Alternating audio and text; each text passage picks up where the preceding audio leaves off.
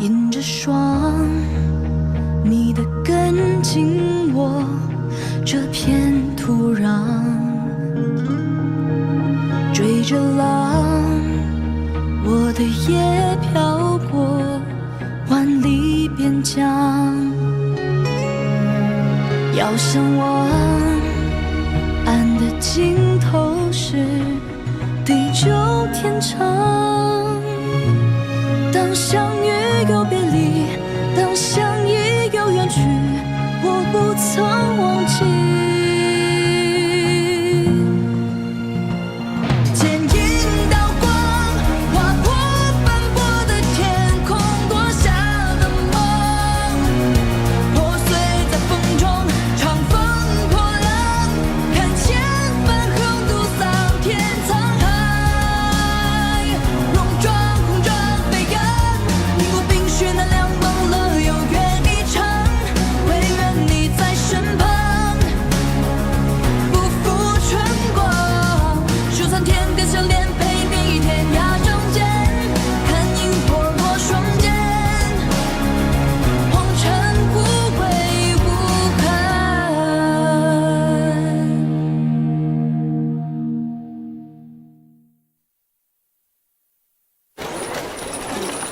人各有志，有的人想权倾天下，而我只想信守承诺，等天下太平，和你一起去劳兰关戍卫边疆。倘若我不愿意跟你回劳兰关呢？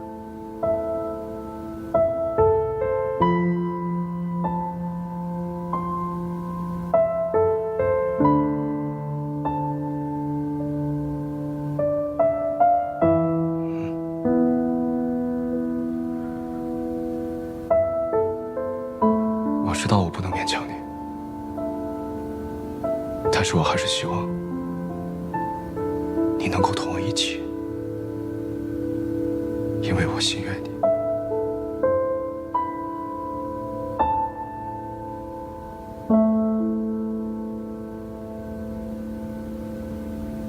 秦王，请回吧。我想说的话都已经说完。阿勇，你走吧。既然我们都无法说服彼此，那就用一段时日，都好好想一想。等回忆碎了沉默，若在你心上的斑驳，那日是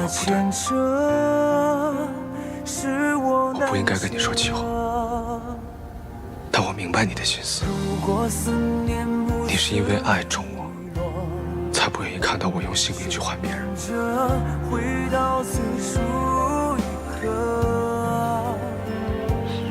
如果那日我们处境互换，我想我也会这么做。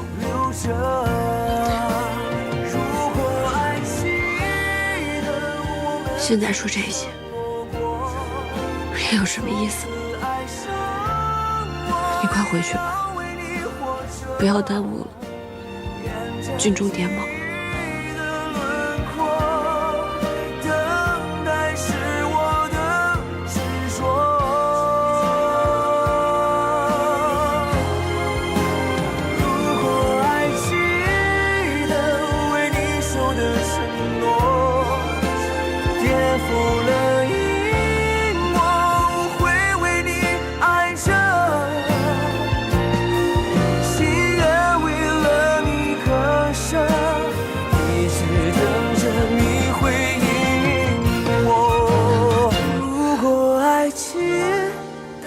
我们曾承诺过，从此爱上我，也要为你活着，沿着记忆的轮廓，等待是我的执着。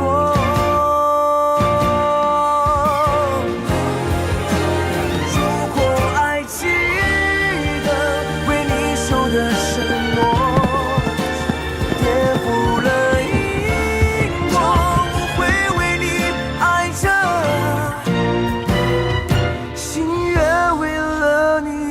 割舍，一直等着你回应我。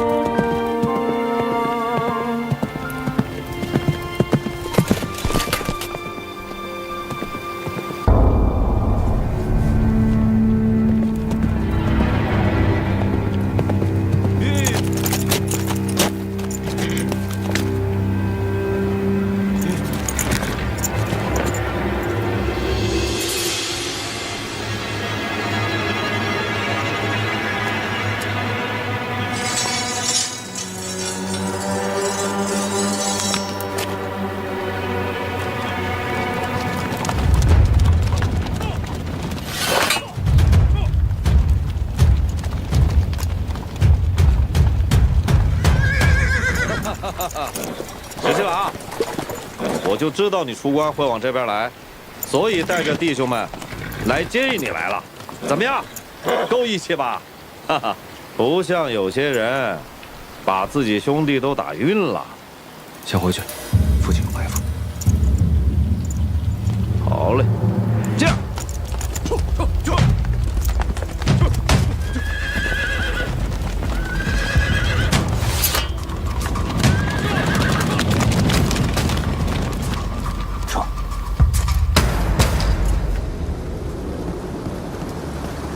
桃子，桃子，我给你带了你最爱吃的干果，给。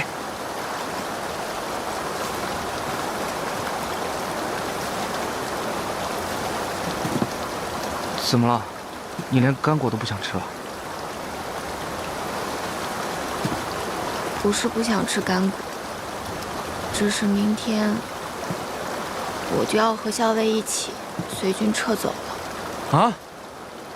怎么这么快？大将军得知校尉突然生了一场重病，他担心的不行，一定要亲自来接校尉。可他是节制两镇的大将军，要是贸然出现在潼关，怕是朝中会有什么误会。所以校尉说我们得赶紧撤回，途中也好遇上大将军。那我明天去送你。你别来了，校尉不开心。我不想让他看到枕袭军中的人。我这就去跟石七郎说，让他跟校尉赔个不是。啊！你回来，什么都不知道，别瞎吵。可是我不想和你分开。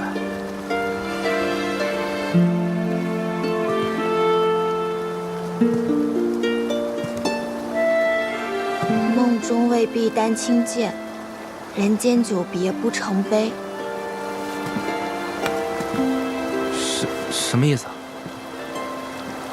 我们家校尉说的，意思是，只要分别的够久，人就不会觉得悲伤了。我不这样认为。我只要跟你分开，我就会觉得悲伤。要是跟你分别久了，那我会很伤心的。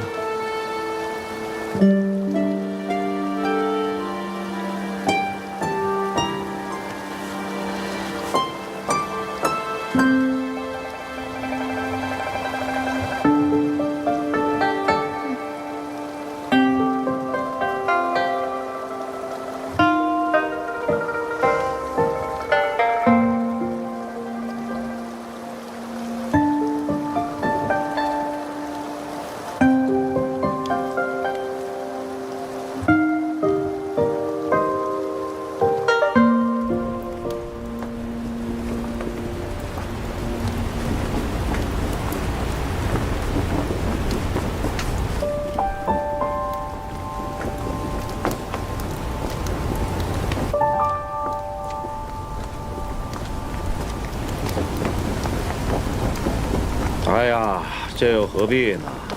连送都不送一下，这会儿站在这儿看着空地发呆，哎，谁说我在看空地了？我在看两边山势。哼，现在看不看都不重要了，重要的是啊，一会儿等你这心里空落落的，你就知道滋味了。哎，来，昨晚派出去的人有没有查到什么？哦，这个树林里是有些痕迹，但看不出什么。那些人行事啊，还是非常谨慎。对了，会不会冲着崔小姐去的呀？我听说这个崔小姐病还没好利索呢，走的时候都坐着马车走的。你不去护送？不是冲着他，8成是冲着我来的。再说了，他被大军拱卫，他父亲又派了精兵来接应，他不会有事的。哼，我说你啊，就是死鸭子嘴硬，你不去追啊，将来一定会后悔的。哼，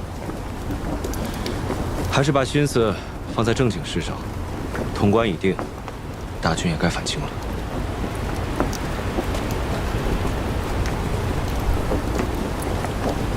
在看什么？我在看这天上有2只孤雁，一只向南，一只向北，好生可怜啊！不知道它们还能不能飞到一块儿。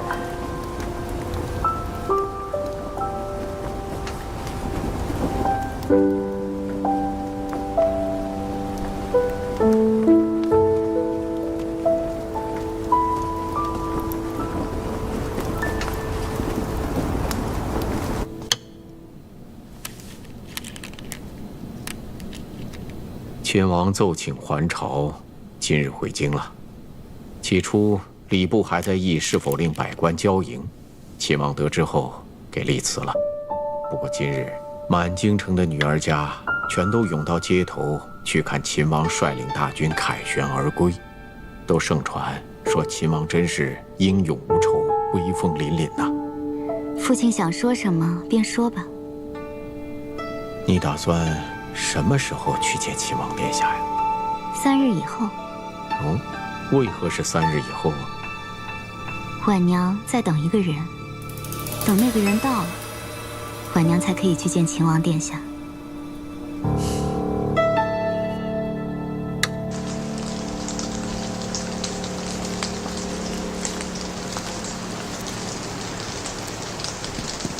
哎呀，豹哥啊，石七郎，今日闲来无事，咱们出城跑马去。不去。听说丰盈楼来了一批好酒，咱们喝酒去。不去。怎么回事啊？这是？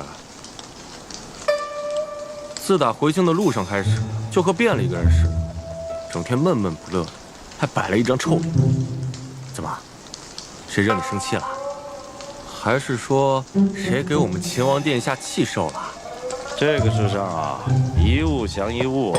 你以为威猛无敌的秦王还没有人治得了他了吗？哎呀，你别和我打哑谜，说呀！别听他胡说八道。我胡说八道，总比有人这个心乱如麻、胡思乱想强吧？石七郎，顾小姐求见。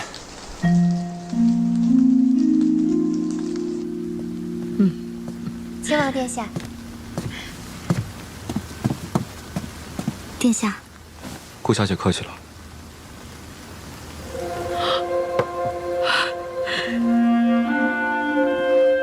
奶娘，奶娘，坐。石七郎啊，你长大了。小郎君呢，已经变成了秦王。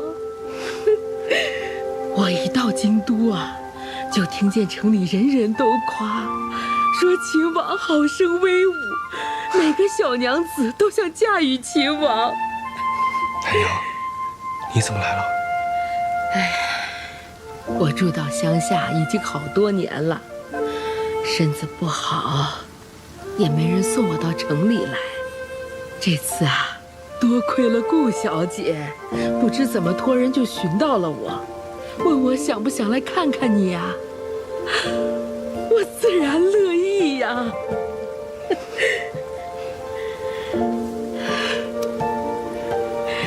这次能见到石七郎啊，我就算立刻死了，我也愿意呀。奶娘，别说这样的话。我高兴，我高兴。奶娘，既然来了，就留下来吧。这秦王府很大，你想住哪就住哪。好，好。哎呀，长大了，长大了。殿下，老人家歇惯了午觉，我刚刚已经服侍他睡下了。殿下放心吧。多谢顾小姐。些许小事，何足挂齿。奶娘年纪大了，我也曾派人寻访过她，可总是无功而返。我甚至以为再也见不到她老人家了。奶娘的亲生儿子十分不孝，我便没有给他金银，而是令李正好好责问他。奶娘家中贫寒，所以我以殿下的名义买了几亩良田，地契上写的都是奶娘的名字。这样，以后她若是不想在府中常住，回乡间养老也是足够的。顾小姐，你真是个心善心细之人，谢谢你。对了，那买良田的银两，待会儿我命人送到府中去。殿下客气了。我自幼愚笨，实不相瞒，在家中也不受父母宠爱，所以但凡有人对我好一点点，我便十分感念。殿下与我有救命之恩，这样的大恩，婉娘无以为报，只能做一些力所能及的小事，只愿殿下常得欢颜，这样婉娘便十分高兴了。谢谢你。朝臣们都劝朕，要对崔乙也有所赏赐，还要我好好笼络笼络他们崔家。哼，他已经节制平凉、喂养两府，我还怎么赏赐啊？再说了，他也没有儿子可以封爵，哎，到底有什么办法可以好好的笼络笼络他们崔家呢？父皇，儿臣心中倒有个想法。快说。听闻这崔乙只有一个女儿，而且是在军中长大的，并不逊于男儿。儿臣至今并未婚娶，不如父皇将这崔氏女赐婚给儿臣。如此一来，崔氏女就变成了父皇的儿媳，而崔乙就变成了儿臣的岳父。哪怕是将来让他退出东都，都是有可能的。好，这个法子好，很好。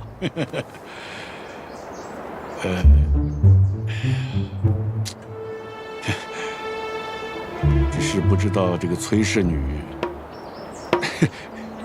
是什么样子啊？你说她从小在军中长大啊，是不是为人很粗鲁？若是容貌又丑陋，性情又粗鄙的话，哎呀，岂不是大大的委屈你了吗？儿臣是父皇的儿子，理应为父皇分忧，笼络崔家，以免君臣猜忌，这是儿臣应尽的本分。父皇放心，无论这崔氏女相貌如何，品性如何，儿臣都愿意娶了她，并且好好待她，从此让崔家对父皇忠心耿耿。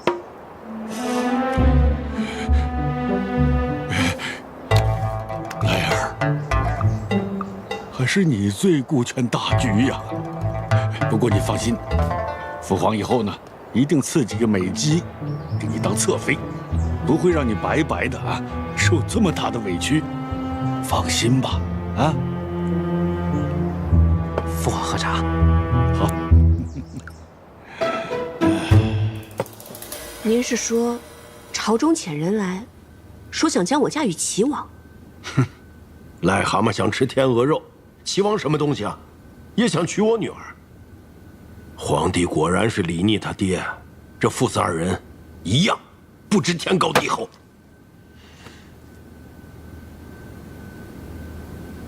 好了，不提那个不知好歹的混人。阿爹，我是想，既然朝中有人起了这样的心，那咱们不如将计就计，反将他们一军。哎呀，你的意思是？咱们大大方方的上书皇帝，就说想让我嫁给皇子，可以，但是要遵从我的意愿，要我自己从皇子中择人而嫁。那个李逆不知好歹，难道你还要嫁给他？我嫁不嫁给他是两说，但是既然朝中已经有人惦记上咱们崔家，那我们不如坦坦荡荡的，行之以阳谋。你是说，只要我说，从皇子中择一人而嫁，那就会有一场天大的热闹可以看。李逆这两个兄长，还不知道会做出什么样的事情来。我倒要看看，他们可以无耻到什么地步。我也要看看，李逆会有什么反应。阿英，这是你的终身大事，可不要赌气。阿爹，我没有赌气。如今，因节制平凉、喂养，咱们崔家军又兵力强盛，朝中早有人坐立不安，视我们为一块肥肉，人人都想上来抢一口。既然如此，那我们不如先一招破局，让他们自己先打得头破血流。你可要想好了，这奏书一旦递上去，你未来的夫婿只能从3个皇子中挑选，开弓没有回头箭，最后的结果如何，未必真能如我们所愿。阿爹，其中的利害关系，女儿已经想清楚了。世事如棋局，这天下便是最大的一局。女儿想做那个执棋的人。秦王心中牵绊太多，无异于储君之位。女儿曾经与他一席长谈，但是收效甚微。既然他甘愿为一颗棋子，那女儿就算逼，也要把他逼成另外一个执棋的人。阿爹，我想赌这一把。陛下，崔乙奏书中说，是陛下示意，想将其女赐婚于齐王，确有此事吗？朕确实是派人去问了一下。陛下之意便是圣意，但是他身为臣子，竟然口出狂言，要为女儿在皇子中择婿，视当朝礼法为无物，还请陛下下旨申斥，以正朝风啊！没错，这个崔乙确实是太目中无人了。他以为皇室是菜市啊，想挑就挑。陛下，崔乙节制平凉、魏阳两府，又占据东都，朝中上下本就忧心他权势过大，无人辖制啊。陛下圣明，愿意选崔氏女为皇子妃。如今崔乙不过是婉言相求，为女儿择一皇子为婿。陛下不如应允，此举不费一兵一卒，便能收归崔家兵权，真是高明啊！朕也觉得这个法子不错。可是朕的儿子要娶他的女儿，那是他们崔家无上的荣光啊！怎么还能再上奏书说自己挑一个呢？陛下所言甚是，崔家无状，崔氏女怎堪为皇子妃呀？无人无状，陛下是君主，胸怀广阔，能容天下。崔家所为，陛下定然可以宽宥。先君后臣，天经地义。岂有臣子挑选皇子为婿的道理？你这是食古不化，不通辩理，你这是迂腐。你这样说可对得起陛下，可对得起列祖列宗。你这是不懂礼数，你才不懂礼数，你忘了祖宗。多谢嫂嫂。二弟客气了，你们兄弟二人慢慢聊。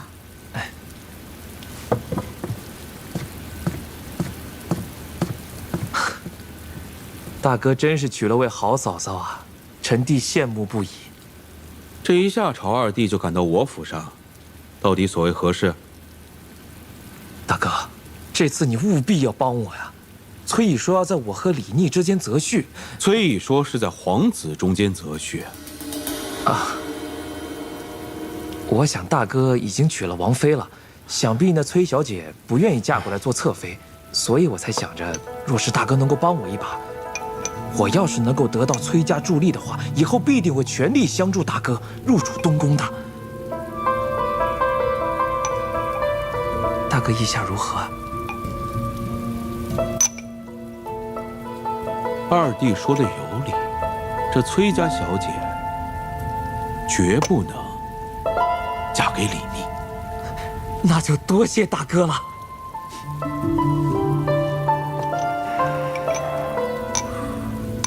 这位崔小姐，我服，五体投地，心悦诚服。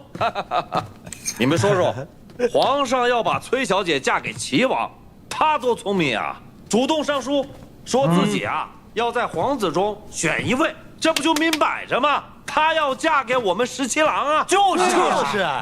哎，17郎，你总得向他表示表示吧？啊？得表示一下。要的。他只是说要从皇子里面选一个，又没说是我。哎，你就别嘴硬了，人家一个姑娘家，难道要指名道姓说嫁给你啊？她不想嫁给你，嫁给谁啊？啊，对啊，她不想嫁给你，她为什么要上这道奏书呢？对呀，是啊，17郎，对，娶崔小姐两全其美，是吧？虽然这个崔小姐呢，她平时为人确实有些厉害，是吧？但是呢，她是崔乙唯一一个女儿，那以后整个崔家军就是由她的夫婿来管辖。那咱们说，这种好事儿，她能让给齐王吗？不能。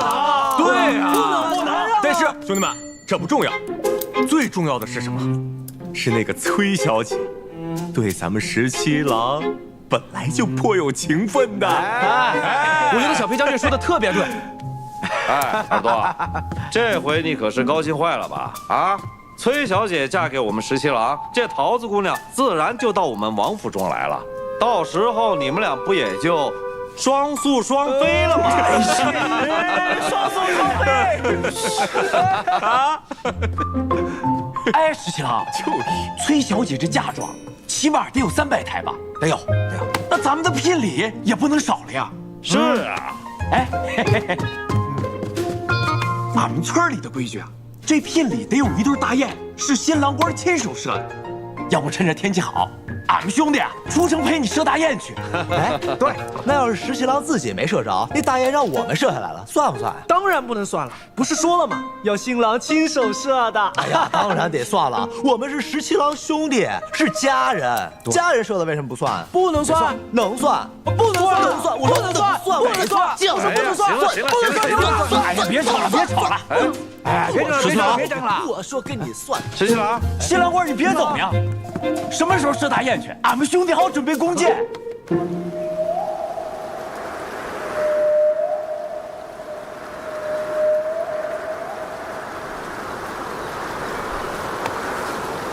公子，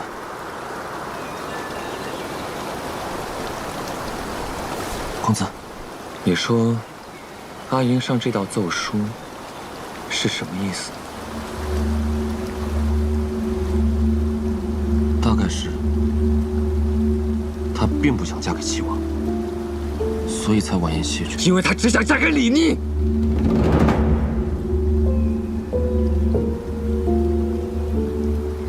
阿英为什么要这样对我？我对她一片痴心，她难道一点也看不到？公子，校尉他其实……他一定是因为我接了结说的兵，所以才恨我。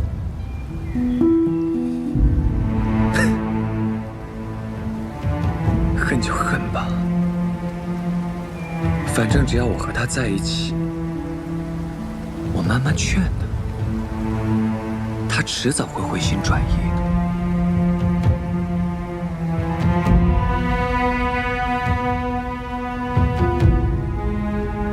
我和阿莹要去的地方，山清水秀，阿莹一定会喜欢的。我和他就在那儿，过着逍遥又自在的生活。阿英喜欢吃的点心，你都准备好了吗？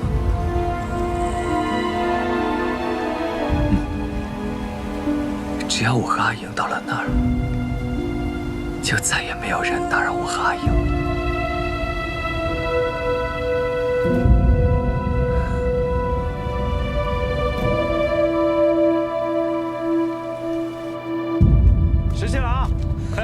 石七郎，有喜讯啊！什么喜讯啊？让你这么高兴？崔小姐派人来了，约你到城外相见。我就说嘛，崔小姐肯定是找你来商量这个定亲的事儿。你们俩啊，情投意合，此番崔小姐又主动上书皇帝，哎，人家一姑娘家能做到这一步已经很不容易了。不管你们俩以前怎么吵架赌气，这回见了面啊，你可千万要和好如初啊，赶紧把人家娶回家来。哎，石七郎，你怎么了？他若是选我，自不必见。既然约见，只怕事有不协。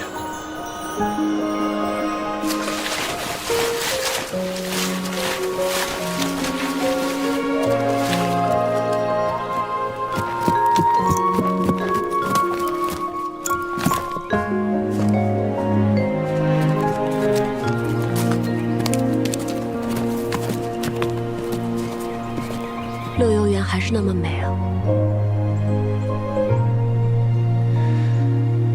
阿英，当日在潼关，你让我们各自想一想。大将军上了奏书，我原以为你是不愿意嫁给齐王的，才被迫上那道奏书。世事如棋局，无一人能独善其身。父亲只有我这么一个女儿，难免会遭人觊觎。那你愿意嫁给我吗？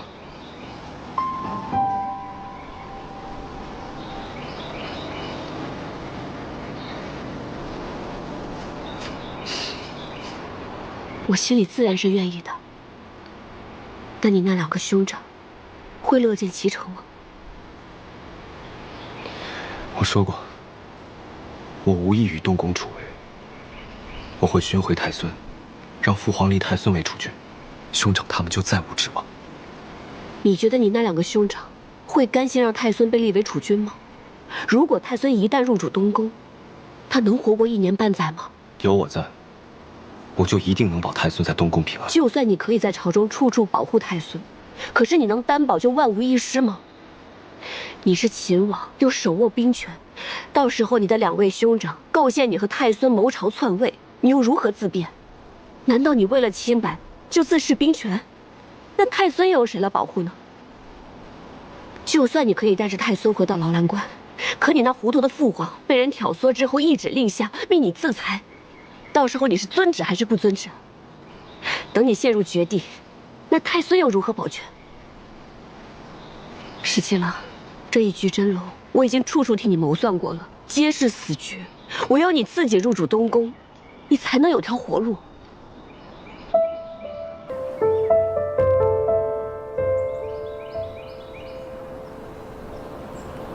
我不相信这是我唯一的活路。你能不能不要把人心想得这么险恶？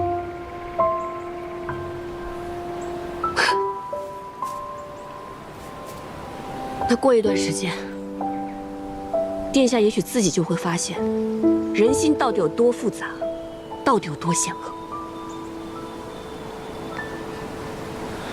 所以你今日约我前来，就为了告诉我这些？不错。你喜欢我吗？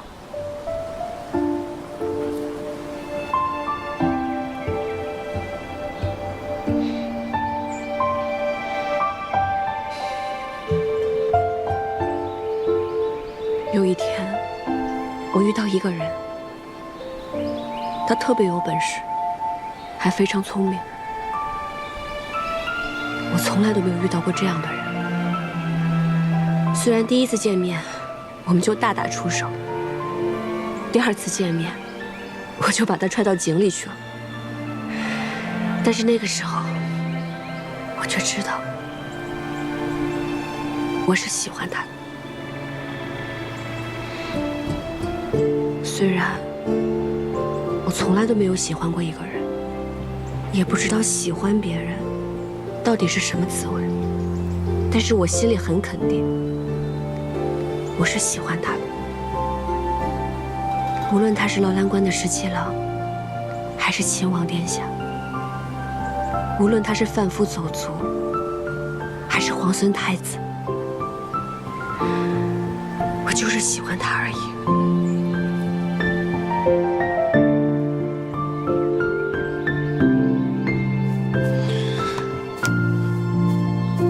你喜欢我，我也喜欢你，但为什么不能嫁给我呢？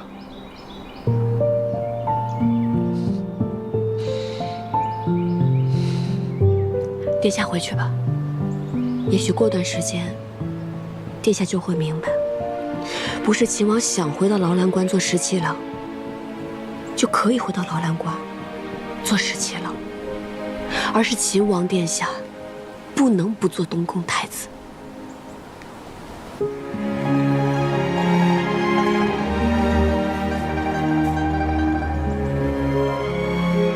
如果我不做太子，你是不是就不愿意嫁给我？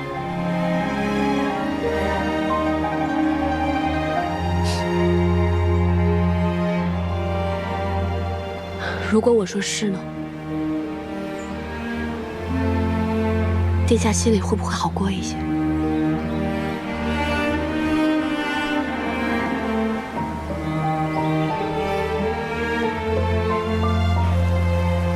？17郎要是娶了崔小姐，那就会留在京都，那你应该也会一起留在京都了吧？那可不一定啊。这为什么不一定？那崔小姐都留在京都了，你还能去哪？也许我们家大将军不愿意把我们家小姐嫁给你们秦王呢。那不可能，你们大将军不都已经上了奏书了，让你们崔小姐自己选一个皇子，这不摆明着，他一定会选17郎来做夫婿吗？而且他们今天约定见面，不就是为了商量婚事吗？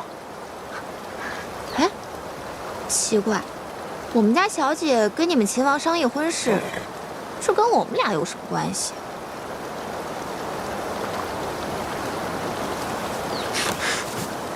桃子，干嘛？我喜欢你，我想一直跟你在一起。你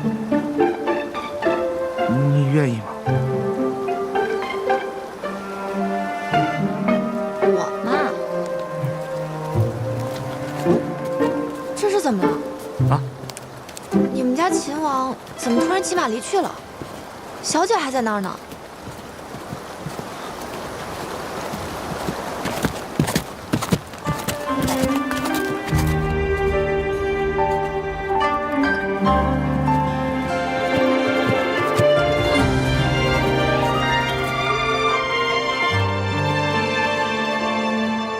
如果忘了流年萤火，等回忆碎了沉默。小姐，你刚刚跟秦王到底说了什么呀？怎么突然就不欢而散了？什么意思啊？他不是来找你商议婚事的吗？怎么的？难不成他还不想娶你了？他只是不愿意做太子，但是他不明白，如果他不做太子，他就有可能连自己的性命都保全不了，还如何娶我呢？他这个人怎么回事啊？明明那么喜欢你，喜欢到连自己的命都可以不要，这难不成让他做太子比要他的命更难吗？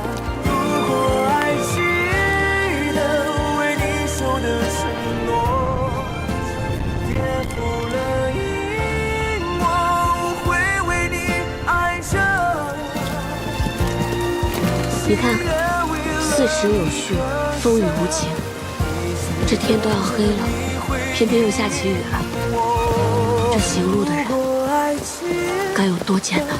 我们曾承诺过，从此爱上我，也要为你活着，沿着记忆的轮廓，等待是我的执着。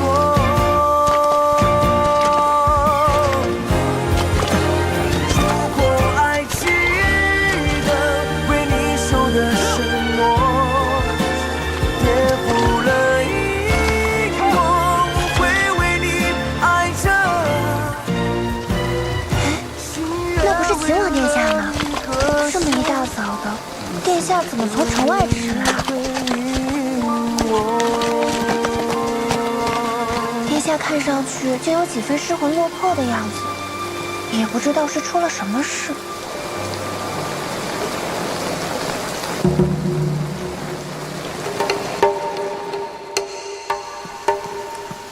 殿下，殿下，信王府出事了。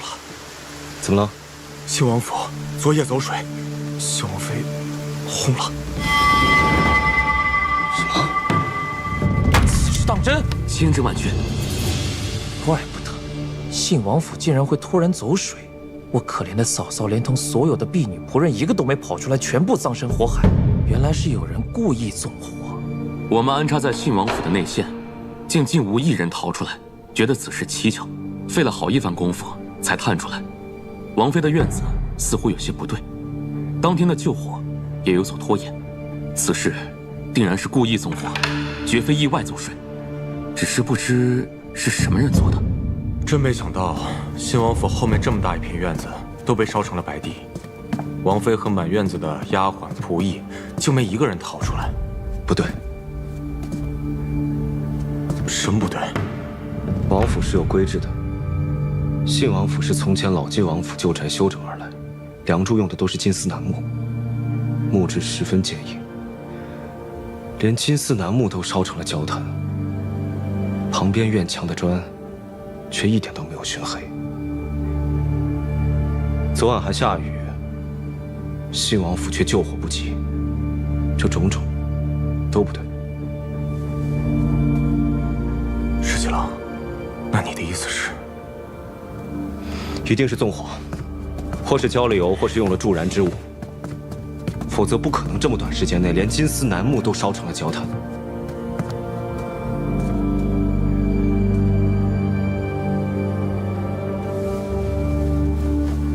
既然是纵火，那么大嫂的死就另有隐情。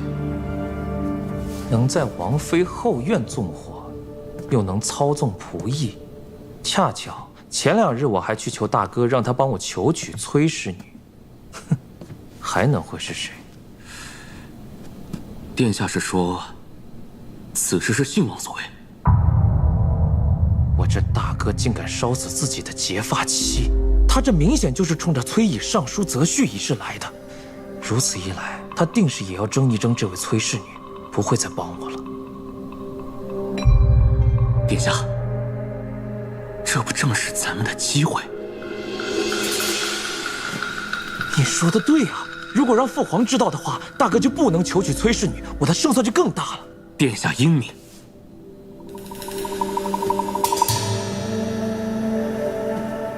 我相信过2天，三弟也会对此事起疑，到时候我可得好好的帮一帮我这位三弟。毕竟当年他对大嫂的感情可是最深厚，他最是敬爱大嫂。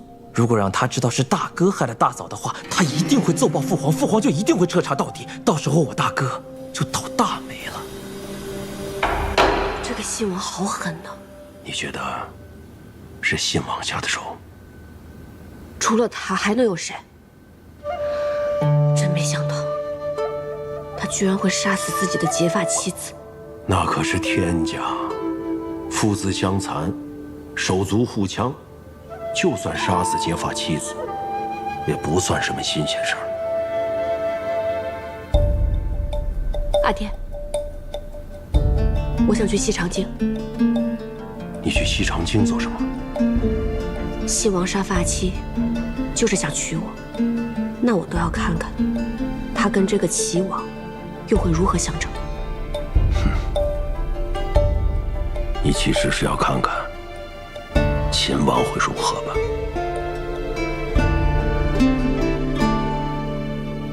小姐，咱们今日又要去秦王府看望奶娘啊。崔乙上书，要替女儿从皇子中择婿。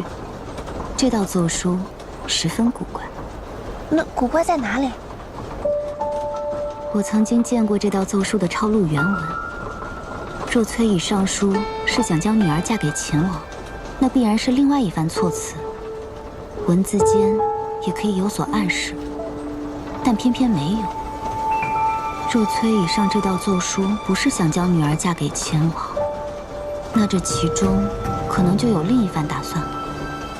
所以小姐今日才要到秦王府去。清晨看着秦王进城，似乎淋了一夜的雨。他是一个飞扬洒脱的人，几乎从来不曾有过这副模样。想来是遇到了极大的变故，这变故或许与崔家那封奏书有关。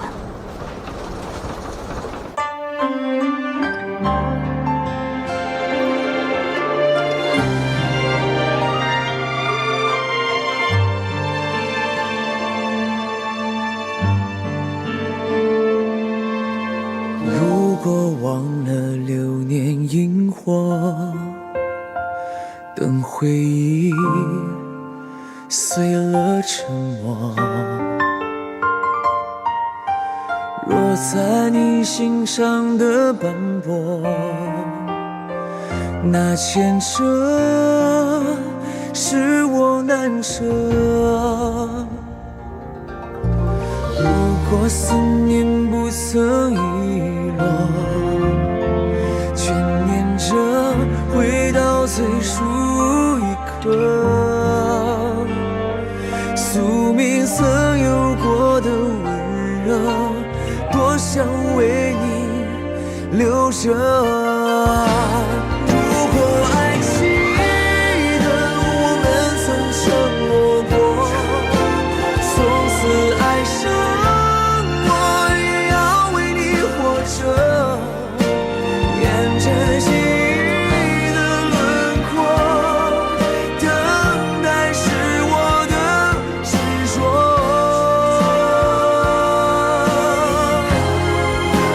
如果还记得为你守的承诺，颠覆了因果，我会为你爱着，心愿为了你割舍，一直等着你回应我。如果还记得为你守的承诺，颠覆了因果，我会为你爱着，心愿为了你割舍，一直等着你回应我。